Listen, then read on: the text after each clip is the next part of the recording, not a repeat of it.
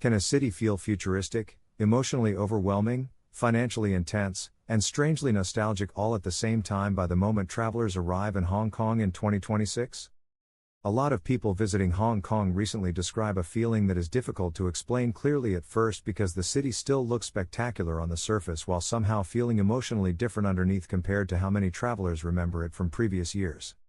Victoria Harbour still glows at night, the skyline still feels world famous, and the streets still move with the same restless energy that turned Hong Kong into one of the most recognizable urban environments on Earth over multiple generations of global tourism and international business expansion. But after spending several days inside the city, many visitors quietly begin noticing that Hong Kong now feels more emotionally intense, more globally integrated, and in some ways more psychologically dense than they expected before arriving there themselves. For decades, Hong Kong built its identity around contradiction and balance because the city always existed between multiple worlds simultaneously, blending Eastern and Western influence, old and new architecture, luxury and street culture, financial ambition and traditional local life inside an unusually compressed urban environment. That emotional tension shaped nearly every part of the city's personality, and many longtime travelers still associate Hong Kong with that feeling of controlled chaos where tradition and extreme modernization somehow existed together without fully replacing one another emotionally. In 2026, however, many visitors feel the balance itself shifted noticeably because the city increasingly projects the atmosphere of a fully globalized financial powerhouse operating at extremely high speed while still carrying visible emotional traces of its older identity underneath the surface. For some travelers, this transformation feels exciting because Hong Kong now appears more technologically advanced, more internationally connected, and more visually futuristic than ever before, especially in areas filled with finance, luxury retail, transportation infrastructure, and large-scale urban redevelopment projects.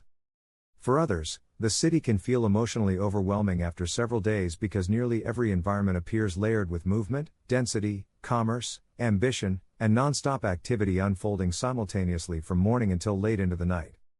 One reason Hong Kong feels so different now is the pace of modernization itself because parts of the city evolved extremely quickly over recent years through transportation integration, waterfront redevelopment, smart city systems, commercial expansion, and growing economic integration with mainland China. Travelers returning after long absences are often shocked by how dramatically certain districts changed emotionally because familiar areas that once felt gritty, chaotic, and heavily local now appear more polished, more globally corporate, and far more internationally optimized than they remember from previous visits. At the same time, however, traces of older Hong Kong still survive powerfully inside local neighborhoods, older cafes, crowded markets, side streets, harbor ferries, traditional restaurants, and residential districts where the atmosphere still feels emotionally connected to the city's earlier identity. That contrast creates one of the strangest emotional experiences many travelers describe after arriving because Hong Kong often feels like multiple versions of itself operating simultaneously inside the same physical environment. One street can feel intensely futuristic and financially elite while the next still carries traces of dense neighborhood culture, aging apartment buildings, traditional Cantonese food stalls, and everyday routines that appear largely unchanged despite the city transforming rapidly around them.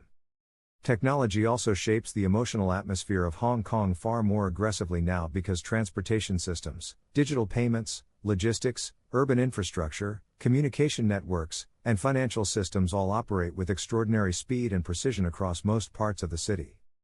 The MTR alone changes how many travelers emotionally experience movement inside Hong Kong because nearly everything feels synchronized around efficiency, compression, speed, and continuous motion in ways that few major cities globally can replicate successfully.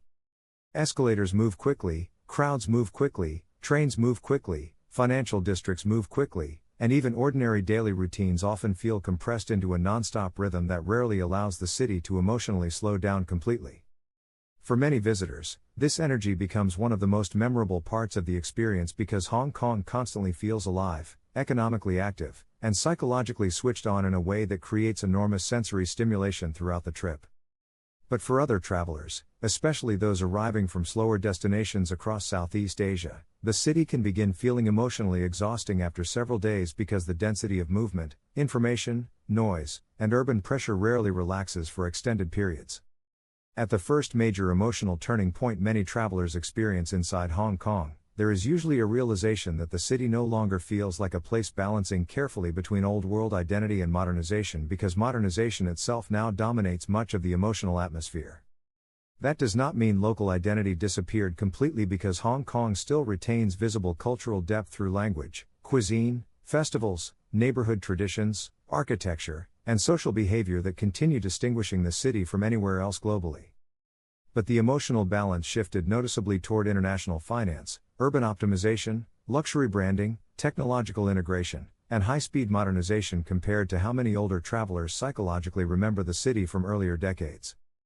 This transformation becomes especially visible in districts like Central and Causeway Bay where luxury shopping, global finance, rooftop dining, modern architecture, and international corporate culture increasingly shape the visual identity experienced by both visitors and residents daily.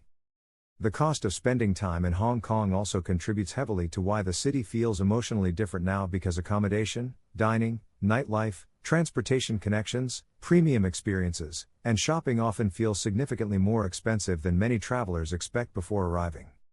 And because the city constantly surrounds visitors with polished commercial environments, luxury branding, and visually aspirational urban spaces, tourists frequently spend more money emotionally and psychologically than they originally planned during the trip itself.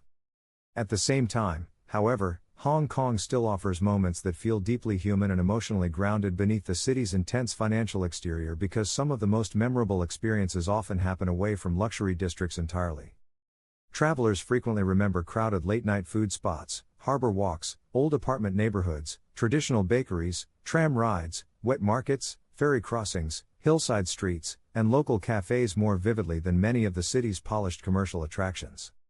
That emotional layering is part of what makes Hong Kong feel so psychologically unusual in 2026 because the city simultaneously feels futuristic, nostalgic, financially intense, historically layered, emotionally compressed, globally connected, and deeply local depending on where someone stands at a given moment.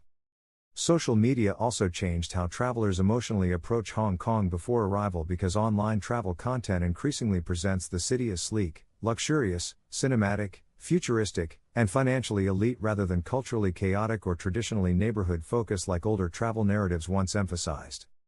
Many visitors now arrive expecting an ultra-modern global metropolis, and in many ways Hong Kong absolutely delivers that experience through architecture, transportation systems, skyline design, shopping districts, nightlife, and visual density that often feel closer to science fiction than traditional tourism imagery.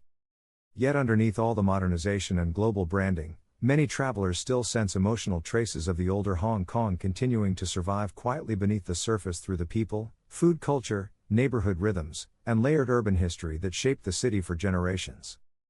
Around the second major emotional turning point many travelers experience during the trip, there is often a realization that Hong Kong's uniqueness in 2026 comes directly from this emotional tension between reinvention and memory because the city never fully abandons its past even while aggressively moving toward the future.